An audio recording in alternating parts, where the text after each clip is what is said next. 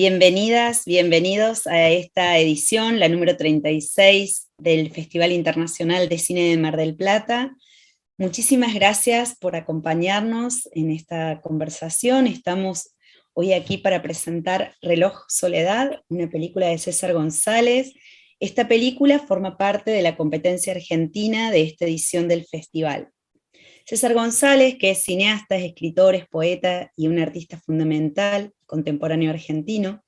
Este es su séptimo largometraje, ha hecho también varios cortometrajes, ha editado libros de poesía, de ensayo, ha sacado un libro ahora hace muy poquito, muy reciente. Y esta película fue filmada ahora en los últimos tiempos y tiene una poética que es muy particular, que nunca llega al lirismo, donde muchas imágenes transcurren de noche, con una especie de paleta o de continuidad que pasa de lo incandescente del neón muchas veces a la opacidad o la luz que tiene una fábrica con total fluidez. Y el título, Reloj Soledad, que es un gran hallazgo también, funciona como un enunciador de la película. Estamos aquí, tenemos el placer de estar con César González, director de la película, y con Nadine Cifré, que es protagonista y coescritora también. Muchísimas gracias por estar en el festival y por acompañarnos en esta conversación. No, muchísimas gracias a vos, Cecilia, primero por tus palabras y estamos muy felices, la verdad, de estar en Mar del Plata. Es mi primera película en el festival, lo cual me llena realmente de alegría. eh, y bueno, un poco ansioso, esperando a ver qué pasa cuando la gente la vea, ¿no? No, muchas gracias. Gracias también de mi parte, gracias por invitarnos y por darnos el espacio, que es muy importante. No, muchísimas gracias a ustedes. Todo el festival se va construyendo de manera también colectiva y cada en esta constelación que forman, ¿no?, las películas, cada una tiene su porqué esencial y también resignifica no solo las secciones, las competencias, sino todo el programa. Y sin duda que Reloj Soledad, bueno, es una película importantísima, no solo yo creo dentro de esta edición, sino también dentro de lo que es el Festival de Mar del Plata y el cine argentino. Y hay, bueno, mucho para hablar, creo, de la película, ¿no? Vamos a ir conversando un poco ahora. Cuando mirábamos la película, había algo que nos llamaba mucho la atención, algo que nos resultaba muy interesante, que era el límite entre lo público y lo privado, ¿no? Donde está desdibujado lo público, se ve a veces como íntimo también, como si fueran dos instancias que pudiesen llegar a tener como un mismo carácter, como que hay por un lado una cercanía con los lugares, con las personas, pero hay algo que es como si fuera que lo privado, no en tanto íntimo, sino como un ecosistema, ¿no? Un ecosistema que te rodea, sería eso. Y eso es muy cálido dentro de la película también. Me gustaría saber cómo construyeron esta distancia y estos ecosistemas. Bueno, a mí me gustaría un poco coincidir en los lugares donde la película queda como abierta o en un lugar indiscernible. Creo mucho en el concepto de intervalo en el cine. eh, en, no sería un justo equilibrio, sino la forma adecuada de llegar a los límites, de transitar ciertos límites. La película teníamos muy en claro de un principio que queríamos que sea narrativa, que sea una historia, ¿no? En su sentido más primitivo, si se quiere. Y yo he confiado siempre que, bueno, hay cosas en el cine que aparecen después, ¿no? Durante el rodaje.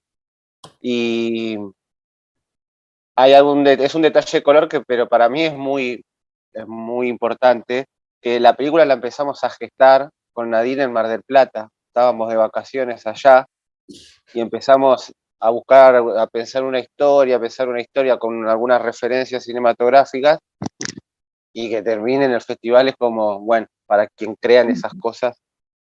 Eh, yo creo que, como dijiste, el título es muy indicativo, sirve como un señuelo claro del contenido que vamos a ver.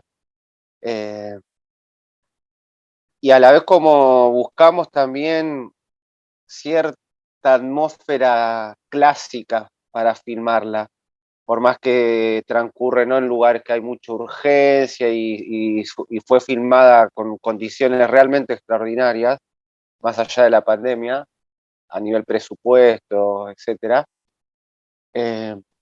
Pero bueno, yo quería como, nada, remitir esas películas un poco del noir y un poco también de esas películas donde la noche tiene una gran presencia, como también marcaba, eso fue muy claro en la película, por todas las veces que filmamos de noche fue con la intención clara, o sea, pasamos madrugadas enteras. Claro. Hay uno de mis planos favoritos de la película que es un amanecer tal cual, pero no es que fuimos al amanecer, seguimos derecho, una jornada bien larga. Pero bueno, yo sí, creo siempre que lo más difícil que tiene el cine es como materializar las ideas, al fin de cuentas. Siempre es un discurso, pero cómo materializar la soledad del personaje, ¿no? No solamente mostrarla, cómo no mostrar un personaje solo, sino cómo la cámara puede dar esa percepción, darnos esa percepción, ¿no? Con una distancia siempre prudente, pero cómo hacer que eso, sintamos la soledad del personaje, ¿no? Sobre todo eso. Y eso se logra, creo, con, con la exploración del lenguaje cinematográfico a lo máximo posible. Sin duda, pensaba recién, César, cuando decías que esta idea, la idea de la película un poco surge o tiene su origen en Mar del Plata, en algún momento ahí, como, como origen pensaba cómo trabajaron con la película, porque digo, de pasar de una idea a una realización y luego un montaje, ¿no? Esto de que era filmar, pensar, montar, ¿no? Como esta triada que se va dando, cómo la fueron trabajando, si filmaban y montaban, si ya lo tenían todo como configurado y luego, bueno, simplemente iban a filmar, o si iban filmando y después se iba apareciendo esta historia, cómo la fueron trabajando. Bueno, no, que cuente un poco Nadine cómo fue. Yo creo que todo fue más apareciendo, inclusive la idea la gestamos en Mar del Plata y pensándola como un cortometraje en principio. Y es tan así que se va dando que la primera vez, en la primera jornada que hicimos un plano continuo de 10 minutos, que así iba a empezar el cortometraje, ¿no? Pero o sea, el inicio del cortometraje dijimos, bueno, vamos a hacerlo un plano continuo. Y había algo que yo creo que también va sobre lo anterior, de lo íntimo, de lo privado, de lo que hablabas, que era algo de estar nosotros dos solos grabando en una habitación con un baño sola, que es donde el personaje vive, y algo de un silencio y de una comunicación que teníamos que tener y que así se da la película, que funcionó, digamos, un plano continuo de 10 minutos. Terminamos de grabar ese plano y nos dimos cuenta que lo queríamos todo al plano y que ya teníamos que como abordar la idea de que sea un cortometraje. Así que nos sentamos los dos y dijimos, bueno, ¿qué hacemos con esto? Y así surge transformar y devenir un corto a un largo. Y a partir de ahí, bueno, fue sentarnos, volver a escribir sobre el guión, filmar y después hacer el montaje. Y el montaje fue todo otro proceso también, en donde hicimos un primer corte, se varió un segundo corte, después hubo un tercero, hasta llegar al final, digamos. Todo fue dándose sobre la marcha. Así con el rodaje, así con el montaje y así también con los actores y las actrices que participaban. Con el encuentro con el espacio, porque también eso lo grabamos en lugares en donde no son territorios en donde, o sea, un set de grabación, hay movimiento, hay constante movimiento, constante. Entonces, algo de encontrarse con ese espacio para poder entonces grabar algo que uno piensa que va a grabar, pero tal vez el espacio te propone otra cosa y grabas otra cosa. Entonces, todo el tiempo fue encontrándose y viendo la película con el encuentro, con el estar ahí, digamos, y que ahí se vaya dando. Ese creo que es un poco el proceso, ¿no?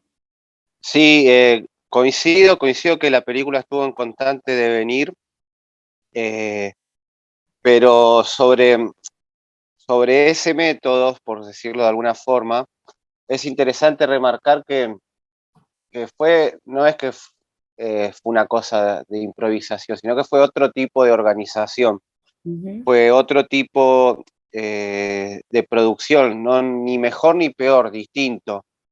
Eh, y, y no fue tampoco, o sea, adrede decir, bueno, vamos a filmar eh, como sea, cuando sea, pero a la vez sí, había una necesidad después del momento de la pandemia.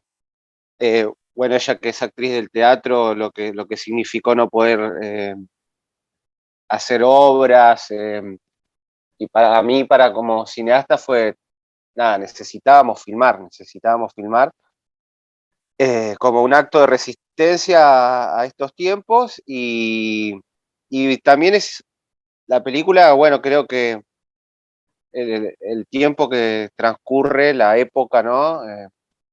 Se nota, o sea, sin que haya sido como una búsqueda precisa, vamos a filmar, no sé, la zona sur del conurbano en pandemia, pero por, quedó igual eso está presente igual.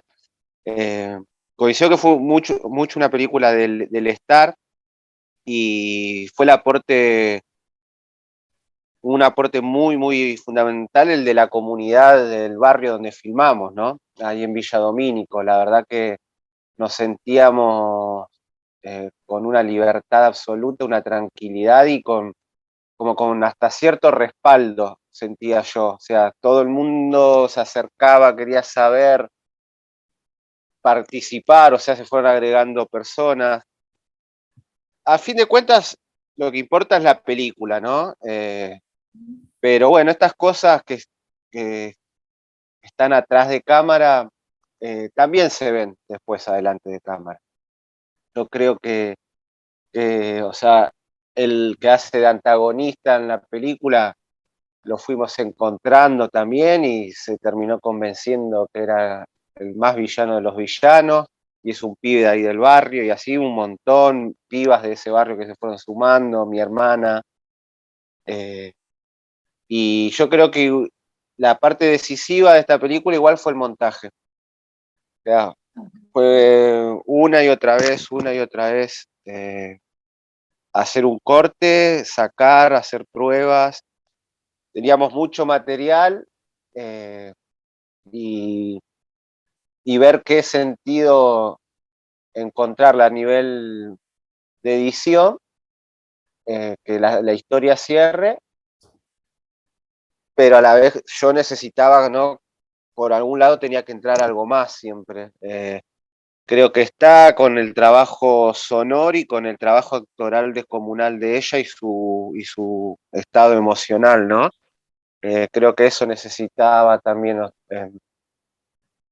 porque podríamos decir que es una película que tiene mucha impronta documental, cinema verité, y cómo hacer una poética con eso, ¿no? Que se los suele asociar como antónimos, ¿no? A lo poético y a lo documental. Y bueno, también tratar como decía antes, quedarse en ciertas fronteras de las categorías. Ni una cosa ni la otra, pero Normalizarla. también las dos cosas incorporadas. Claro, tocar las dos es como, no sé, tener un baile con las dos, ir pasando como una, ¿no? Entre las dos cosas y de pronto así con la actuación, como decía él recién, que el antagonista es un pibe de Villadomínico y por otro lado tenemos también a, no sé, Erika Rivas, Edgardo Castro, actores que vinimos con un guión, ahí sí se entregaba un guión, hacíamos un ensayo previo y se grababa, ¿no? Y a rodar. Y de pronto de esta otra manera, no siempre podés poner un guión porque no es tan fácil. Y buscamos, entonces creo que era un poco eso, bailar entre lo documental y la ficción. Sigue siendo una ficción igual, pero sí coqueteábamos con la idea documental. Era como un coqueteo. Sí, recién cuando César decía, bueno, un poco esto de filmar, que estuvieron filmando durante la pandemia y que eso se ve en el barrio, se ve en la fábrica, se ve cuando en todos los movimientos que van haciendo, cada uno de los que aparece en la película. Claro, la película es muy de su tiempo también, si se quiere, lleva una impronta, un sello, está ahí, ¿no? Es muy documental desde ese lugar y pensaba también, Nadine, cuando decías recién de este baile que se va dando o de la difuminación de algunos límites que hablaba César, en relación a la construcción de tu personaje, que también hay un baile ahí hay varios bailes, pero hay un baile que es la construcción de la culpa y la redención, ¿no? Porque es como si nunca se terminan de saldar las cuentas, no llegan a cero, es como que hubiera una especie de economía personal que te permite reconocer un error, pero a su vez está la necesidad de supervivencia y del día a día, y hay como unos bailes ahí muy finos, muy precisos también en la película y que también van marcando una época, me parece. Absolutamente. Yo creo que como la cámara es casi como si fuese el latir de ella, ¿no? Como el palpitar es lo que va mostrando la cámara. Entonces, no hay una cámara que se adelanta al hecho o que va por detrás de lo que pasa, sino que va sobre, que va con, ¿no? Que va ahí, con el latir de este personaje. Entonces, en algún punto creo que eso es lo que se ve, como podría haber ido por un lado, fue por el otro, y eso, la película es acompañar ese estado en algún punto. Entonces, por eso creo también que se da como esto de la culpa, la redención, pero no, y es tan lo que ella va viviendo, ¿no? La película es tan lo que le va sucediendo, que en algún punto, como el personaje no sabe todavía, o no creo que tenga tanta claridad sobre el sentimiento, digamos, como que no hay una claridad sobre el sentimiento, entonces creo que la película un poco expresa eso también. Sí, No es una mirada omnisciente o una mirada que relata más allá, sino que es claramente, digo, es su andar, y inclusive desde la imagen creo que eso es muy fáctico, ¿no? Como hay mucho caminar que parece ella caminando también, y no son subjetivas al mismo tiempo, ¿no? Como es una forma de relato, es que decía antes, es el latir de ella la cámara. Entonces, yo creo que ella va decidiendo sobre los días, sobre los momentos, y la cámara acompaña eso. Entonces, no se sabe muy bien, o pasa todo o no le pasa nada, y son decisiones que, bueno, se toman y que se va siguiendo, digamos, y queda ahí en ese estado de lo que pasó. sí, y yo agrego que para la construcción de su personaje y esto que hablábamos recién de los tiempos, un poco expresa algo colectivo que fue muy grande, que no sé, muchas personas han caído por la pandemia en la depresión, en angustias, en sentimientos suicidas,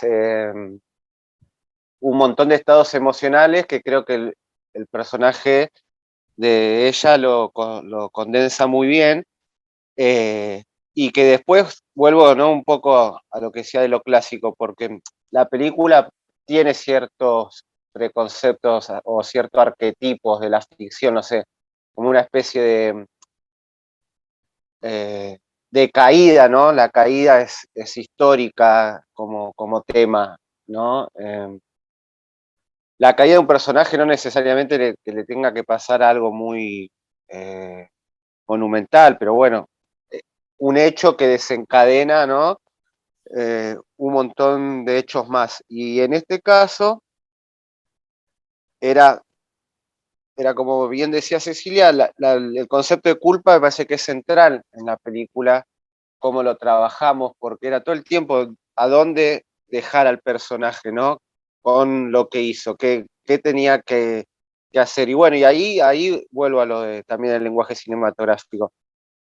Como espectador, digo, a mí me pasa, ¿no? Cuando estoy viendo la película y creo que va a tomar un camino y estás casi seguro y hay un giro del guión cuando es sutil, cuando es prolijo, que aumenta la potencia de la película en ese momento, ¿no?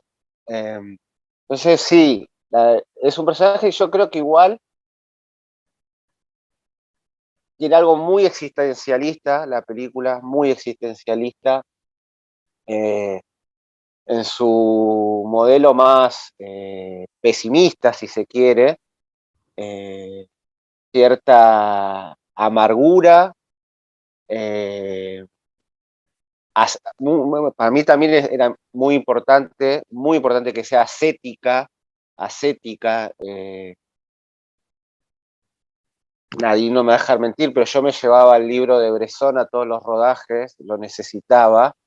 Necesitaba abrir en cualquier lugar, leer algún pasaje, alguna frase, Y nos ha ayudado eh, mucho, mucho. y nos ayudó un montón y yo creo que Una compañía. sí, una gran compañía, pero en esto de los, no sé, eh, las últimas películas de Bresson de estos personajes ya, ¿no? Que pareciera que ya de antemano ves que que se quieren morir, ¿no? Como que la vida no tiene sentido y que bajo está la apariencia de vacío o de personajes inertes, pero para mí es todo lo contrario, ¿no?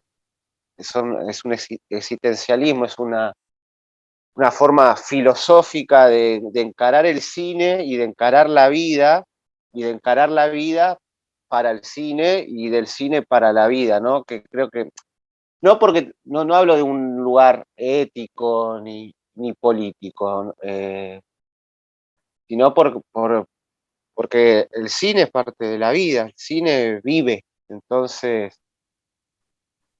por más que nosotros trabajamos es un material muerto, la imagen se filma y que es un registro abstracto, eh, hay que hacerlo vivir a eso y vivir y expresar no necesariamente eh, no necesariamente el vitalismo es con tonos mayores y con colores cálidos, ¿no? El vitalismo también se puede expresar en un tono pesimista, como decía.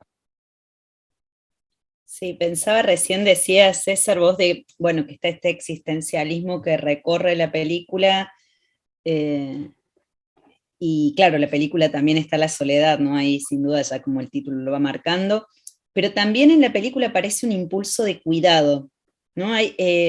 La gente se cuida, quienes están ahí, está ese impulso, digo, está lo otro, pero eso también atraviesa, o por lo menos cuando la fui viendo sentía eso, ese impulso aparece, ¿no? Los amigos, la familia con quienes uno trabaja, como que no digo que siempre salga bien, porque nunca nos salen bien todas las cosas, pero como que sentía como que eso estaba un poco dentro de la película también.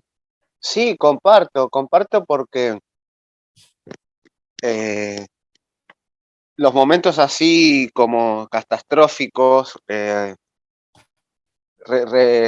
refuerzan los lazos más arcaicos del ser humano en cualquier clase social, en cualquier lugar.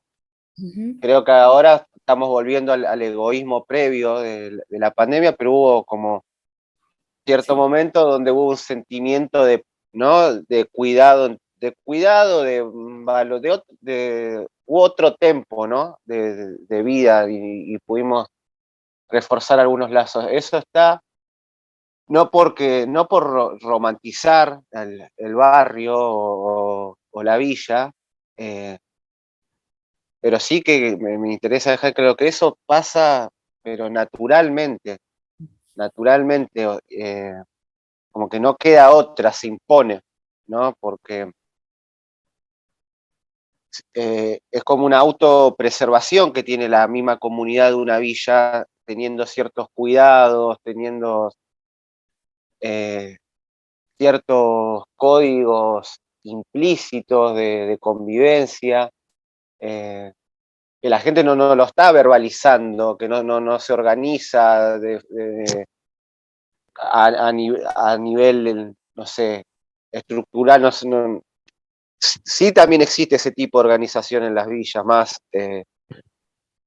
si querés, partidaria o bajo, ¿no? Bajo consignas claras, pero también está eso que sucede porque sí, que no te lo enseñó nadie, pero lo aprendiste, no sabes cómo. Eh, y, y también mostrar, bueno, sí, hay un poco de la hipocresía, ¿no? Del exceso de cuidado que tienen que tener las trabajadoras en la fábrica. Es un elemento, ¿no? Que muy visible, pero el jefe no anda sin barbijo, o sea, creo que hasta en eso está la lucha de clases, ¿viste? Hasta en el uso del Es, barbijo. sí. Sí, sí, es muy notable. El uso es extremadamente notable, que hasta quien quizás está trabajando en la calle, quien está vendiendo, todos los que están y aparecen en la película van usando barbijo, el jefe no usa barbijo. Y en la película, como que hay planos que son, bueno, esto como decías, ¿no? Bueno, estaban muy acompañados por Bresson, hay planos que son muy austeros, pero muy significativos a la vez. Y en estos planos austeros y significativos se ven la estratificación dentro de la fábrica también, dentro del trabajo, la angustia de quedarse sin trabajo, como si también un motor que tuviera la película es este deseo del trabajo, ¿no? Es como si fuera el deseo de todos, también termina siendo el trabajo. No sé si también eso está Absolutamente. como una idea central de la película, ¿no? Si Sí, ustedes creen que es una película sobre el trabajo. sí, absolutamente. Por eso reloj también, ¿no? Como un, un simbolismo simple, pero al fin de cuentas que nos remite, ¿no? O sea, el reloj no nos da la sensación de libertad, todo lo contrario, ¿no?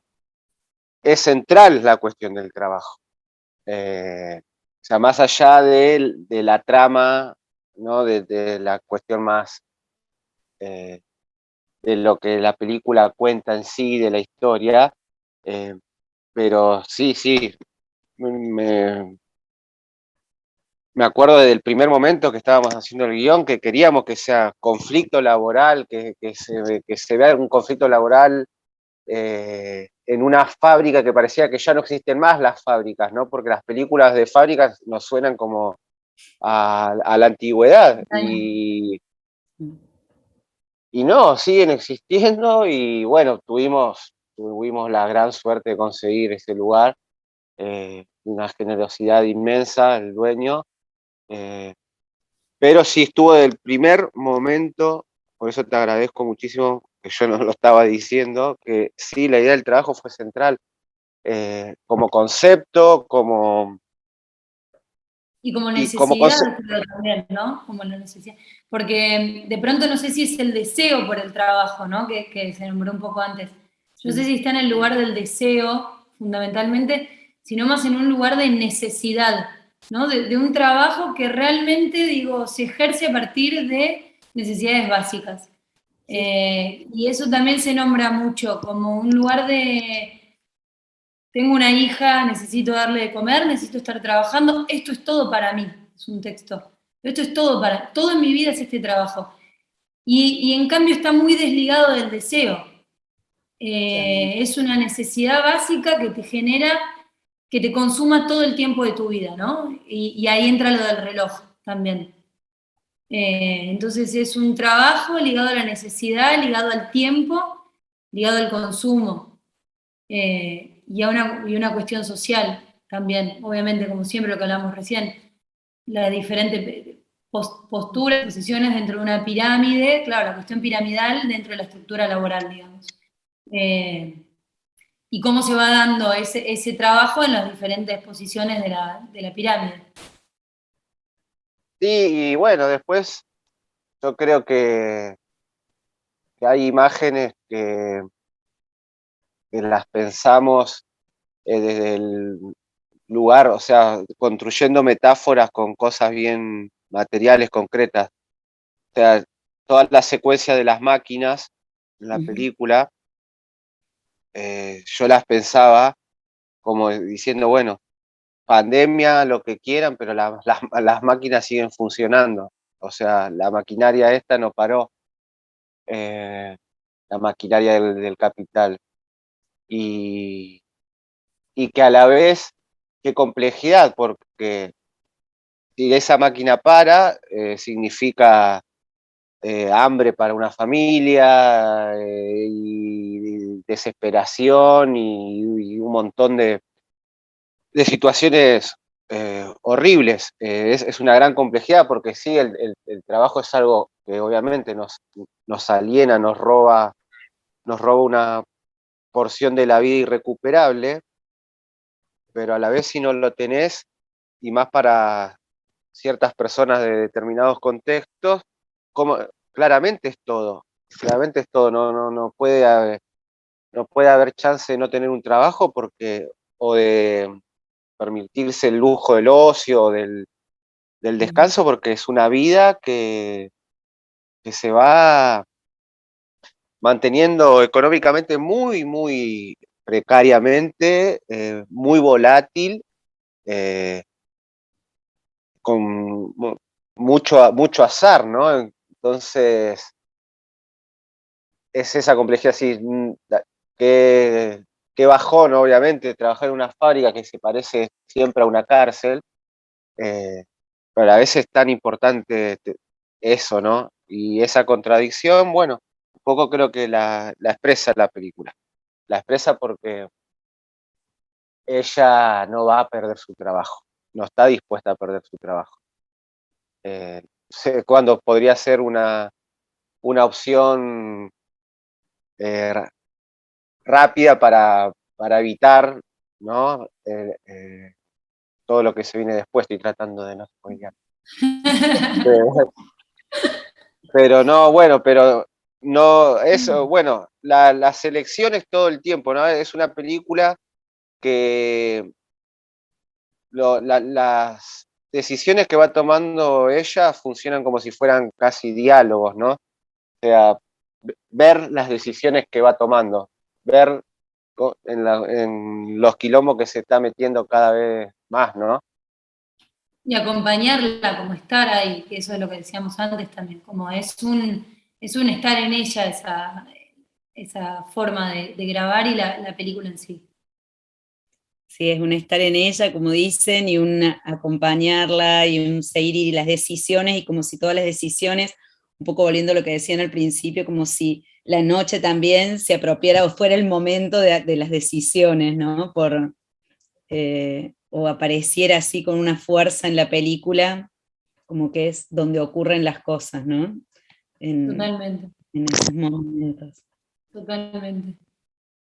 Sí, sí, Eh, hay un trabajo con la noche, Muy grande. como elementos que no son decorativos de la situación, de la acción, ¿no? Sino que eh, obviamente que son parte, pero un poco más, ¿no? Algo que decía Deleuze de ciertos personajes conceptuales, ¿no? Que no necesariamente tienen que ser sujetos. Eh, y, y en la película La Noche es un personaje, podríamos decir, como la soledad es un personaje, el estado de soledad es un personaje de la película, como el barrio es un personaje de la película. eh, Creo que se puede mirar desde ahí también, cualquier película, ¿no? Eh, no por hacer interpretaciones forzadas ni caprichosas, pero bueno, por lo menos es la intención que tuvimos. Sí, yo sí, creo sí. que sí, eso, bueno, se agradece muchísimo cuando uno mira la película, todo lo que han logrado con ella, el lugar a donde también el universo que van proponiendo, uno como espectadora, creo que realmente es muy inmersivo, uno está ahí, está con la protagonista, está está en los lugares, está en la noche, está con todo lo que sucede y con estas danzas o bailes que la película va proponiendo también, así que les agradezco muchísimo y les agradezco en nombre de todo el festival que nos estén acompañando, que formen parte de esta edición, y bueno, esperamos encontrarnos muy prontito también. Sí, ojalá, ojalá. Vuelvo a agradecer, vuelvo a reiterar la alegría que me produce y nos produce estar en Mar del Plata, porque uno, como es propio un festival de nuestro país, no tomamos quizá la dimensión que tiene, ¿no? Porque siempre lo que está cerca, también una mentalidad media cipaya que tenemos, ¿no? De siempre estar mirando más para el norte que a lo nuestro. Pero bueno, es un festival que tiene tanta historia y que han venido leyendas, ¿no? Así que muy, muy, muy felices. Gracias a vos, Cecilia, como siempre, por el apoyo desde siempre a mi cine. Así que esperemos vernos por allá. Sin duda que sí, gracias César y gracias Nadine y bueno, gracias a todo el equipo también que está haciendo posible estas grabaciones para que también acercar un poco más allá de ya ver la película, que también tengamos esta oportunidad de conversar y que las personas puedan también formar parte de esta conversación, escucharla y mirarla después de ver la película. Así que y gracias a todo el equipo que lo hace posible, gracias a ustedes y al equipo que ha logrado también Reloj Soledad, sin duda, que no están aquí. Gracias. Gracias, Muchas gracias a ustedes. Muchas gracias. gracias.